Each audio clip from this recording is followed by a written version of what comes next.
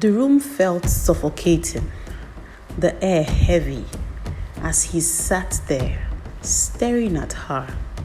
His mind reeled, unable to process what she had just said.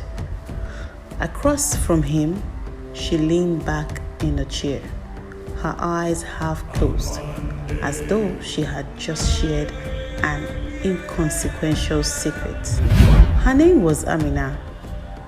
He met her a few weeks earlier in a small bar in town. She was young, probably no older than 20, but her eyes carried a weight far beyond her years, as though they had witnessed too much. She had a kind of beauty that commanded attention, a beauty that made people forget their surroundings. Her laughter, though often forced, drew others towards her. That night, she had spoken freely, almost recklessly, about her life. She had grown up on the streets after losing her parents in a car accident at the age of 8. With no family to take her in, survival had become her only priority. She spoke of begging, stealing, and eventually selling her body as though she were recounting someone else's life. I didn't have a choice, she said. He hadn't known why he kept seeking her out after that first meeting. Perhaps it was loneliness. Perhaps he thought he could help her, though he wasn't sure how. Their time together became frequent, and eventually he even let her stay at his place on nights when she had nowhere else to go. It was during one of those nights that she told him about the disease. I found out last year, she said.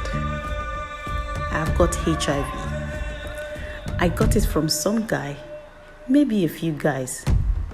Doesn't matter, she said. The words sent a chill through him. Are you getting treatment for this? He asked hesitantly, shaking her head with an unreadable expression. Then she said something that froze him to his core. I don't want to die alone, she whispered.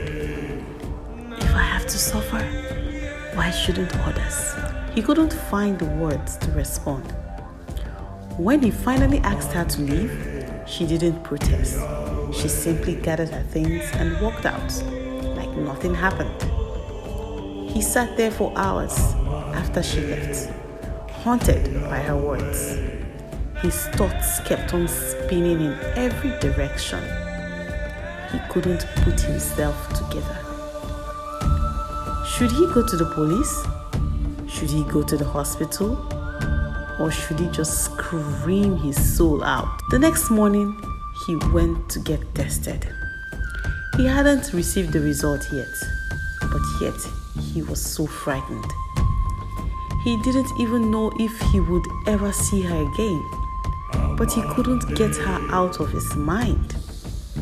His story was like a mirror, reflecting the brokenness of the world and her own fractured spirit. As the day passed, he struggled to define what he felt. Anger, sadness, fear. Perhaps it was all of them, all tangled together in a way he couldn't untangle.